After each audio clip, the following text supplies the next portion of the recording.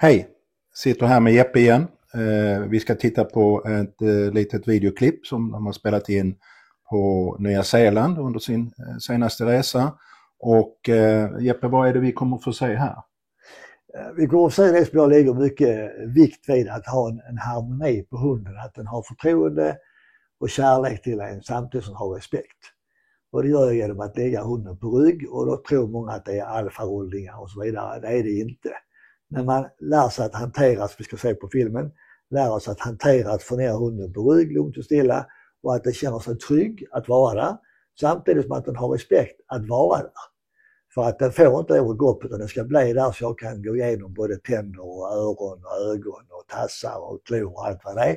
För att det är så att har man en hund i 10-12 år så får man vara beredd på att det kommer skador. Det bara är så. Och kan man göra ganska mycket själv, dels gå igenom den och dels se vilka skador det är, vilka behöver man veterinärhjälp till, vilka behöver man inte veterinärhjälp till, vad kan man göra själv och så vidare. Så det är en stor hjälp både ekonomiskt och för hundens väl och ve. Och det lärde jag Andreas, och vi ska se hur han hanterar detta, för han hade problem, han hade klippt för långt in på en klo. Och efter det så ville ju inte hunden släppa fram han överhuvudtaget. Mm. Men jag lärde han det, och det blev jättebra. Vi ska se filmen alldeles strax.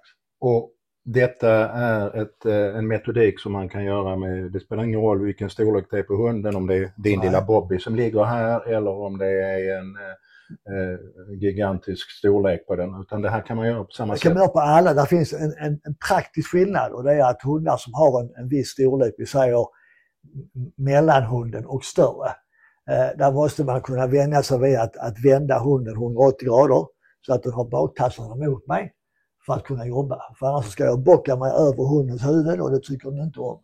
Men när jag lägger han här så arbetar jag med främre delen. Då har jag en medelstor till större hund, så bara tar jag tassarna, särar på benen, snurrar den 180 grader, och då ska jag kunna hantera den med rösten. Ligg stilla, duktig, så fin du var. Och så kunna arbeta med bakbenen. Det gör vi inte på filmen här, för det var för snabbt att höra. Men han visar hur man kan hantera framdelen. Och nu vet jag, för jag pratar med här förleden, och kan arbeta med bakbenen också och vända den.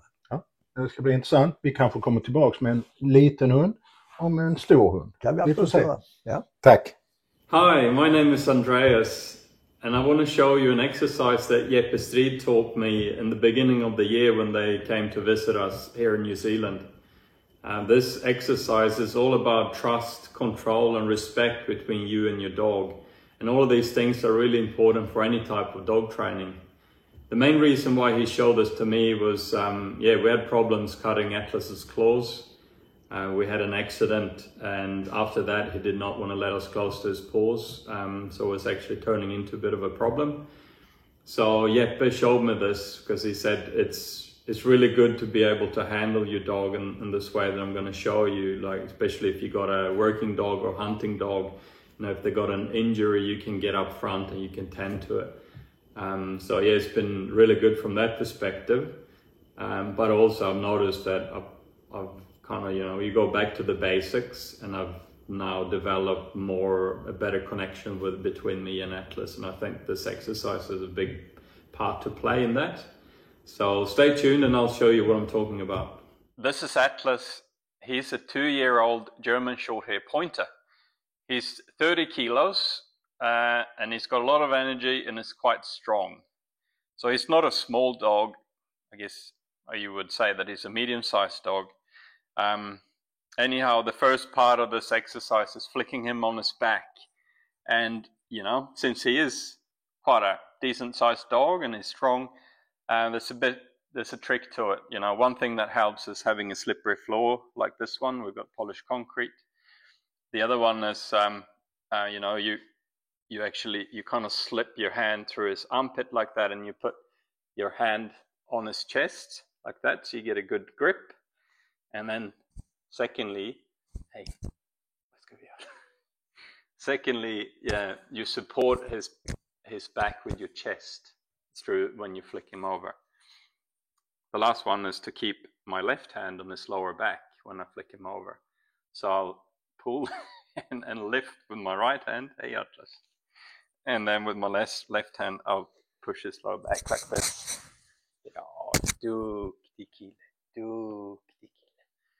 Yeah.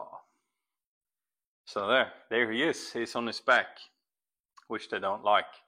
This is quite a vulnerable position to be in for the dog, and that's where the trust piece comes in with this exercise, because he'll figure out that even though he's vulnerable here, you're not hurting him, and it's actually quite comfortable.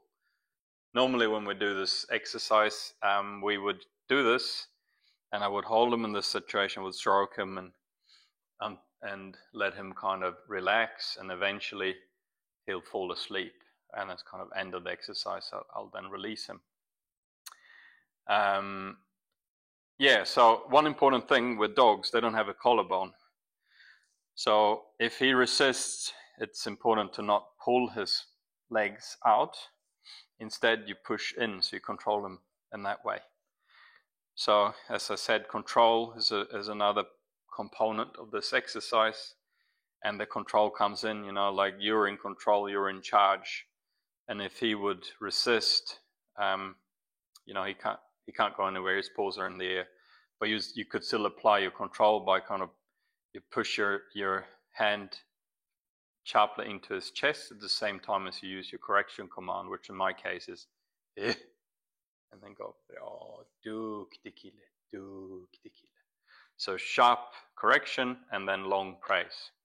That's one of the things that Jeppe put a lot of emphasis on. So we've gone through the control, the respect, and the trust.